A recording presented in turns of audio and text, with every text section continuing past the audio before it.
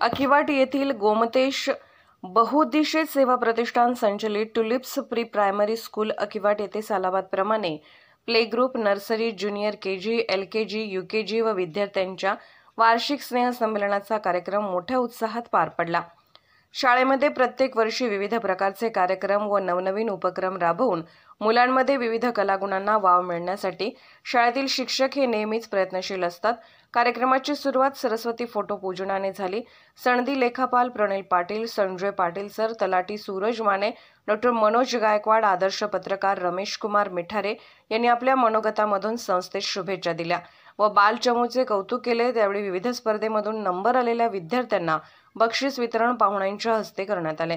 शाळेमधील 4 ते 6 वयोगटातील चिमुकल्याने विविध प्रकारच्या नृत्याविष्काराने प्रेक्षक भारावून गेले।